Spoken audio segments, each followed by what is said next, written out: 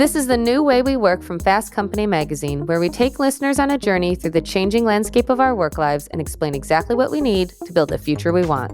I'm Fast Company Deputy Editor Kate Davis.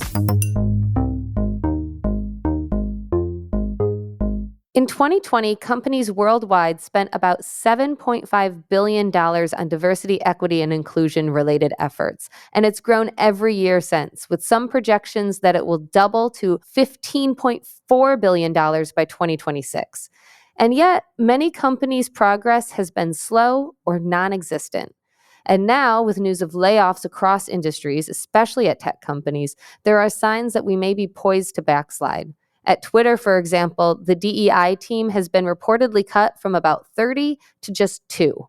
And there's evidence that cuts at many companies have also quietly trimmed the roles responsible for diversity, equity, and inclusion. The murder of George Floyd in 2020 sparked a surge in DEI job postings, about a 123% increase that summer alone. But now, listings for DEI roles are down about 19% compared to last year. And for those who remain in the roles, an environment of frugality and disinvestment will only make a difficult job worse. As it is, chief diversity officers have among the shortest tenures of any C-suite roles. So what's the future of diversity efforts at companies, and why do they so often fail? And where does DEI go from here? I do have some optimism, though, in that, because I do think with the social climate that we're in and the continuous change that we have to look at our world with a new norm, with the healthcare pandemic, with the racial justice issues, with immigration and refugee issues with the war in Ukraine, organizations are looking at a much more integrated approach through an ESG model, environmental, social, and governance model. That's Wema Hoover. She's a global diversity, equity, and inclusion expert and has held roles leading DEI at companies including Google and Pfizer. I talked to her about the future of diversity, equity, and inclusion in the workplace, and I started by asking why, despite $8 billion in investment in DE&I trainings over the last few years, we aren't seeing sustainable change. I think the major reason that you're not seeing impact in organizations is because they're doing the trainings as just a compliance exercise. They literally want to have in their annual reports and their quarterly employee engagement updates that training was administered. But what they don't do is outline what are the outcomes they're expecting to achieve with their training, how it's connected to the organization's values, how it sets expectations for leaders to set the conditions in the environment and through the culture for employees to be able to be successful, to be able to have opportunities to grow and develop and thrive regardless of their difference. And I think in absence of doing that, it becomes a rote exercise. And people actually see it as that. So there's no accountability on a change behavior coming from participating and taking the training. Is the problem mostly that, like kind of the outlook of the company, it's a box to check, that sort of like mindset going in? Or is there, obviously there's a million different types of diversity training, right? Like they're not all the same. Is there something that companies should look for, and like what makes a good training? What makes a not so useful training?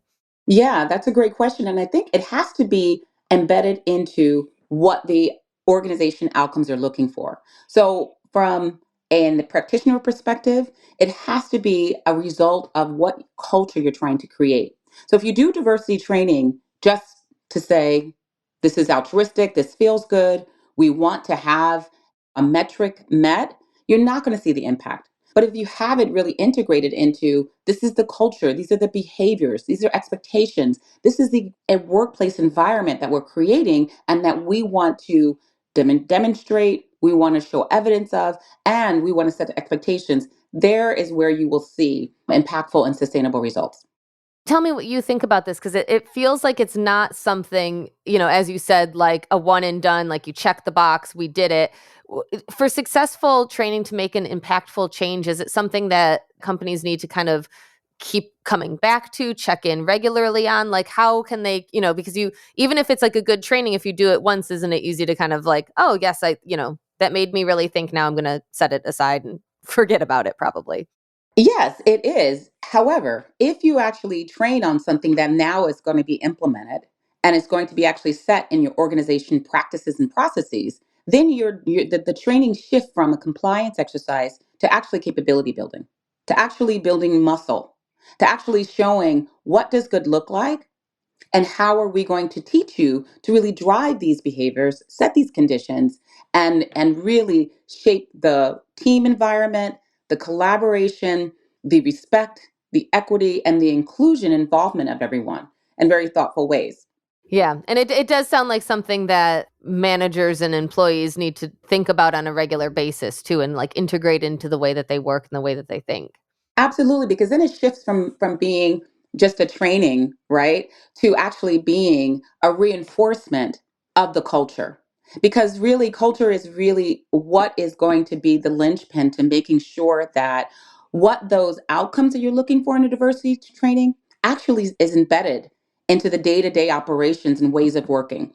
If you don't have it deeply connected and also demonstrated on a regular basis through your recognition, processes, through the way that you look and seek talent, through how you reward, then it almost becomes you're really sending the signals out that we want you to do this for now. We're looking at metrics, we're looking at performance rating, but we're really not expecting a change. Yeah, that's a good point. So, with all of the layoffs that we've been seeing at tech companies, have you seen kind of cuts in DE&I roles or scaling back of DE&I commitments? And what is the impact that this is going to have on kind of retention of the current employees and kind of future recruitment?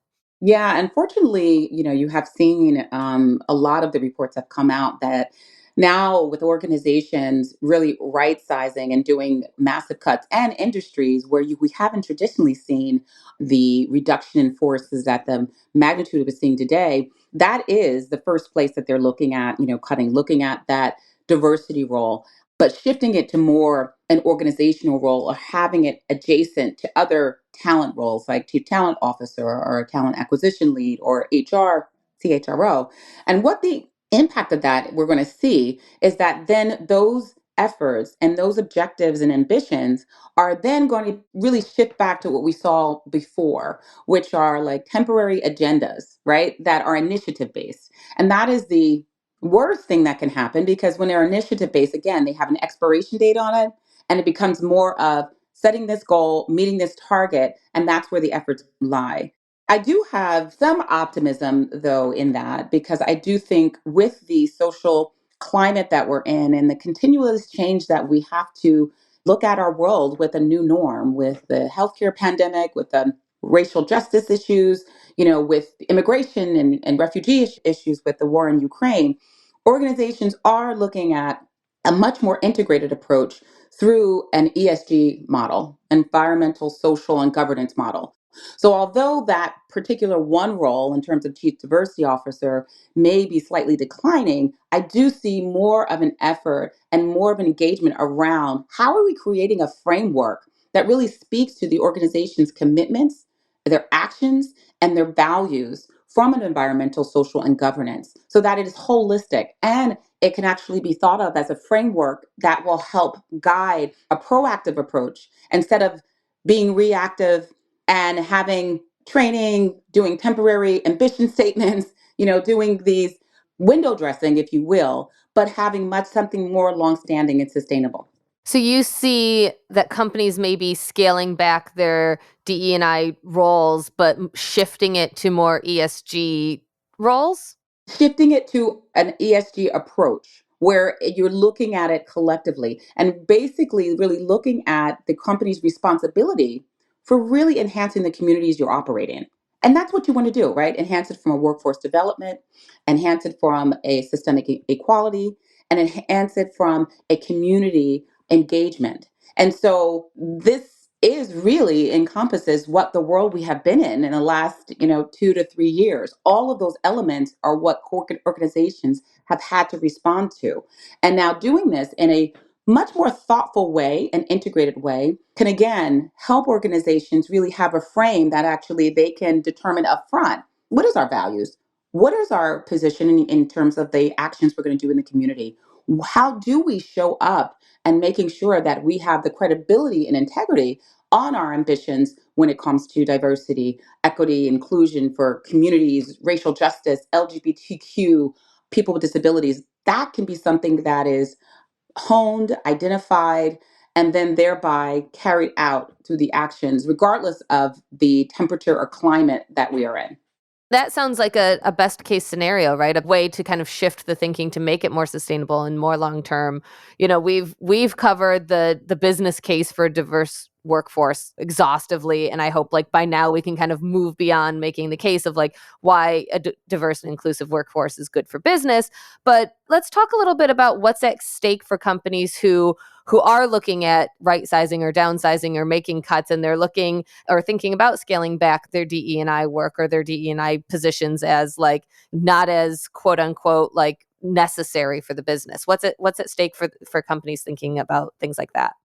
I believe all of the companies and organizations are looking at what's at stake is really not having a dedicated, really focused effort on really driving longstanding impact and change. And it's what's also at stake is the accountability. Because if you don't have a metric, an expectation that is not only set, but is actually embedded into, again, the ways of working, then it's going to automatically take on this effort of being temporary or initiative based, and that is will never drive the change that's needed. And we have seen that, right? We have seen that when there's these 2023 or 2025 goals for gender representation, which is great, which I think is so important in the first step. However, I will declare that in addition to doing those lofty goals and having those multi-year goals, also have sub goals that talks about permanent changes to the systems that you're making that will then be put in place in perpetuity. Like, how are you assessing the leadership? Are you challenging your prototypes and profiles of leadership? Are you ensuring that you're looking for complementary skills that are surfacing across gender, across racial background, across ethnic background, across LGBT status and communities? Are you mirroring your workplace? And so those things that I think should be done in tandem with those goals. Really, the systemic changes that will kind of live on beyond those kind of target moments in time. I want to talk about the leadership aspect of it in a second, but I think like another thing to kind of underscore that's at stake, like the kind of biggest, most pressing is retention of your current employees, right? So Absolutely. I was reading that nearly 1 in 5 female leaders have left a job because of the company's lack of commitment to DE&I, that like around 39% of people decided not to pursue accepting a job offer because of perceived lack of inclusion at a company. I know this is something that like Gen Z especially has said is very important to them at companies. So I think, there's that piece of the employees attracting new employees, but then there's also retaining the employees you have. And I think it goes beyond, right, just the quote unquote diverse hires. It's something that's important, increasingly important to everybody, right?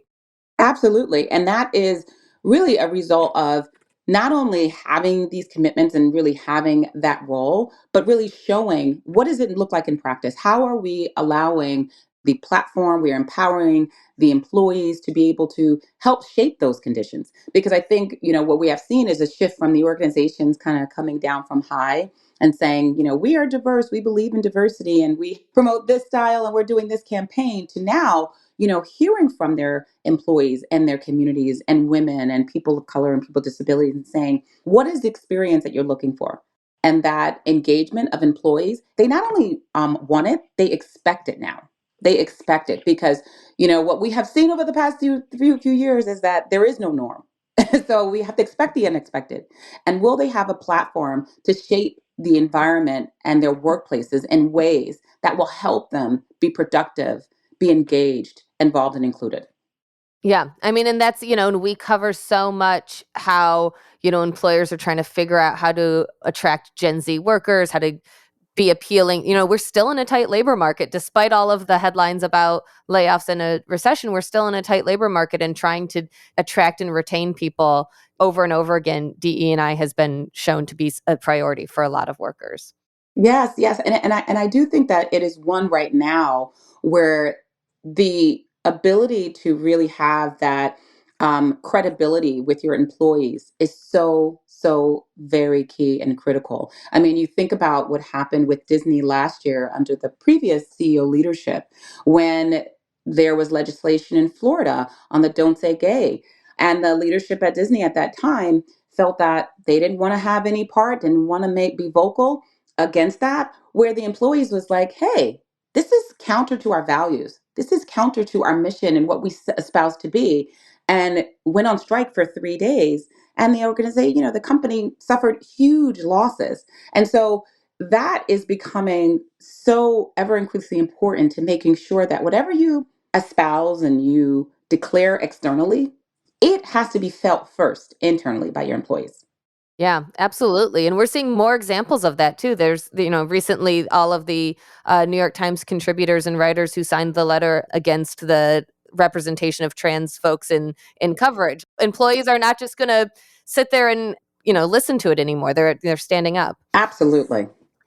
You mentioned leadership a little bit, and we've talked about chief diversity officers a little bit, but there was a recent study that found that chief diversity officers have one of the shortest tenures among all executive roles. Their average is a little under 2 years. Can we talk about why that is and what can be done to address it? That is a very critical stat that, quite frankly, as the years have gone by, especially in the last 3 years, it has even decreased and that time period has gotten shorter. And that's because literally they are put in roles where they're expected to actually have a crystal ball and a wand to just miraculously fix things. And what I say is that in absence of the organization really not only setting a commitment, but really having a guidepost to what it wants to change and how it's going to do that in an integrated way, whatever person you put in that role is not going to succeed. It has to be beyond just the person. The person who comes in that role absolutely has to be skilled, has to be able experienced, has to understand how to navigate. However, that person must take on the commitment, the ambition, and also the guideposts and objectives that the organizations have set. And what we've seen with the chief diversity officer role, it literally is expected to have magic solutions and almost, positioned as a scapegoat when things don't work or don't stick. But the irony of that is that it's not sticking because the culture has not been created for these efforts to actually not only have the impact, but really have the accountability to really drive change. And so this is where I think we're seeing now. We saw, especially after a lot of the social justice issues that we have, a lot of the chief diversity officer having a direct line to the CEO, and really being a core part of executive committee team, because there was recognition that in order for them to really shape and have the ability to create an empowered workforce and the changes needed, they need to be empowered. They need to be able to influence the top. They need to be the trusted advisor, the coach, and be able to set the tone across, not just through programmatic things that affect the organization, but also through leadership, through engagement, and through the practices that then are pulled in as the expected processes and efforts that will really drive sustainable change. You said that they can often be seen as a scapegoat. And I'm wondering, is it that a lot of companies were like, we have a problem with diversity, we'll hire a chief diversity officer, and then that person will fix everything. Oh, wait, everything didn't get fixed. It's their problem. They didn't do it. Yes, and that's the goes back to the accountability part, right? What we talked about earlier. And if that accountability is not only set along with a commitment before any person enters the role, that person will not be set up for success. Well, and it's a matter of resources too, right? Are a lot of companies hiring these chief diversity officers, but then not giving them any sort of staffs, any sort of like ways to get the work done? Is just like, here, you fix our diversity problem. Yes, exactly. And with the resources, I think that in certain organizations, it really depends on the company that a person can do it if they are empowered to work unilaterally across the organizations, right? Across, public affairs, HR, the CSR. If they are truly empowered and they have collaborative partners, I do think that you can do it. However, Also, they not only need to have the resources, but they need to have the influence and ability to affect change. So if you are putting a person in role and not giving them the ability to influence and make decisions that affect the employees, workplace conditions, the culture, and what leaders are expected to do and how they're measured, then it's for naught, Yeah. right? So I would say resources and also the ability to influence and impact. Yeah. You wrote recently about the impact of Florida governor's proposed ban on DE&I programs at Florida State universities. And clearly, that's a horrible and discriminatory idea, but especially with the challenges to affirmative action that are coming. Where do you see DE&I in higher education going, and what will the impacts of that be as far as the future of the workforce?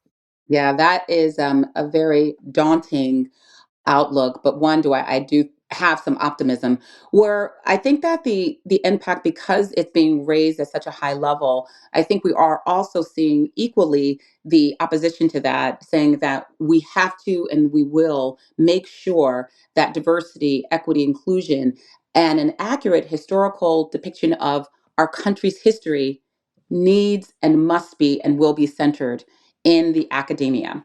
And I think that that's important because what we're seeing is an absence of that, you're not able to really have an ability to really set an understanding and show how the actions, the activism, the rights, and the evolution of our culture that affects everyone, not just people of color, not just people who are in marginalized communities, everyone for the good.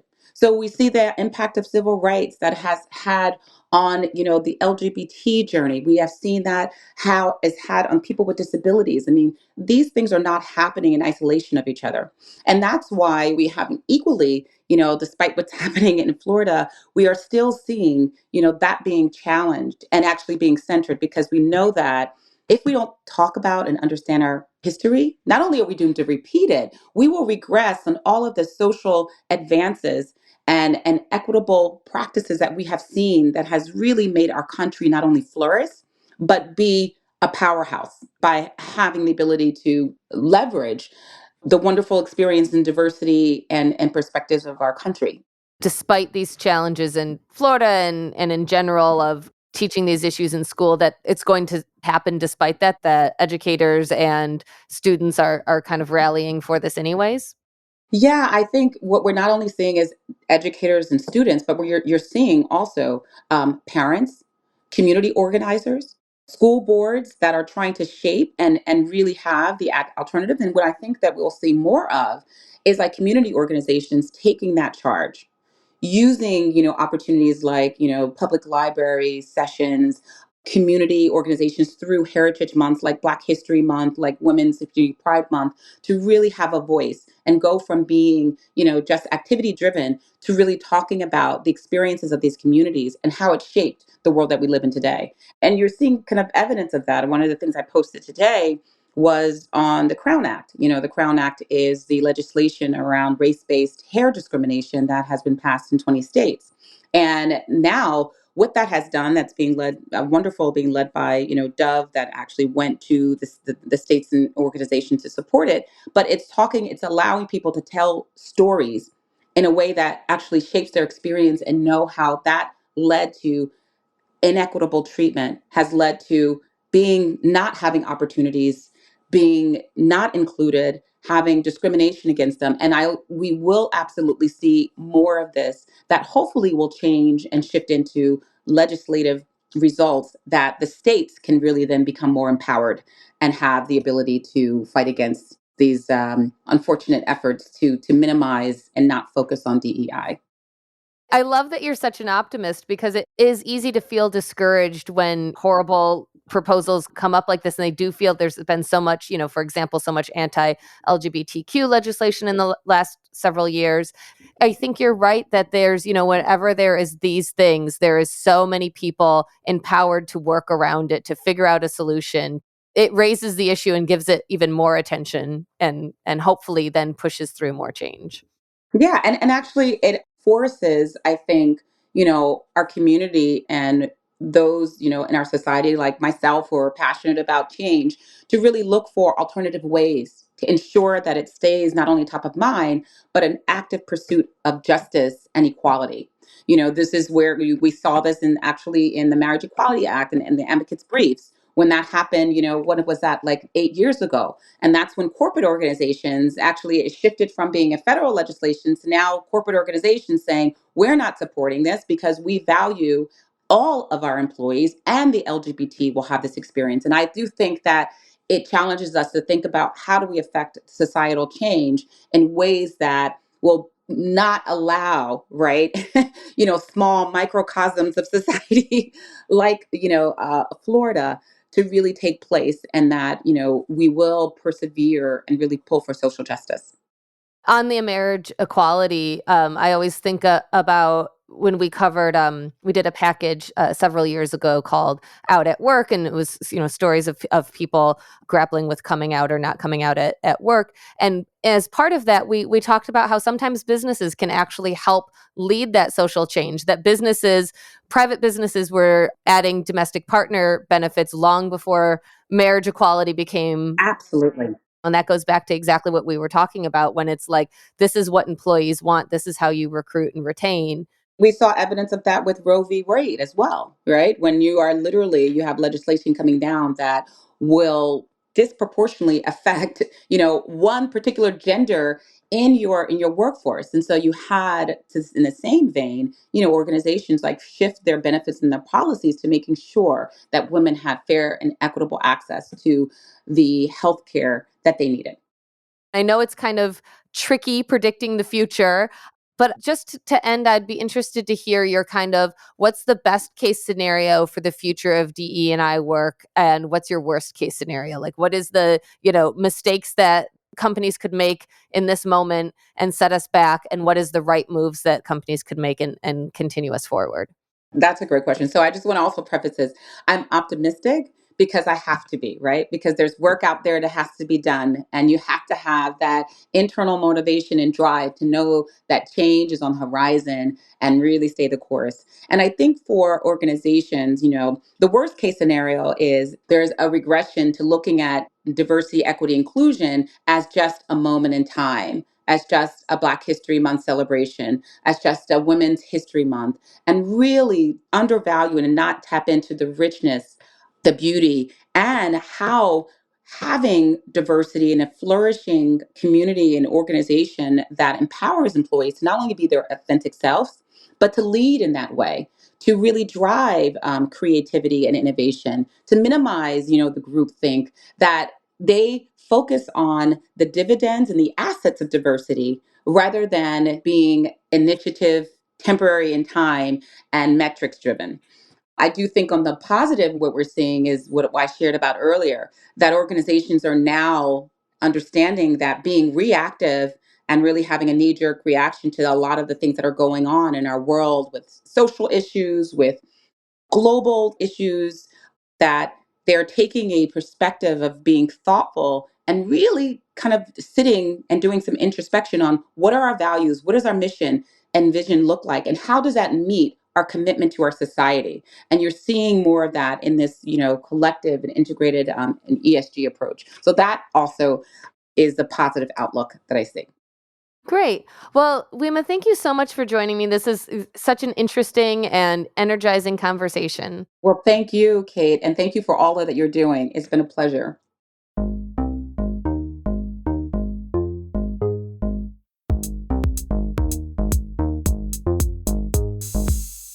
And that's all for this episode. If you're a new listener, be sure to subscribe to The New Way We Work wherever you listen. And if you like this episode, leave us a rating and review on Apple Podcasts. And we want to hear from you. Work is changing every day. What's the most pressing issue on your mind? Email us at podcast@fastcompany.com or tweet us with the hashtag The New Way We Work.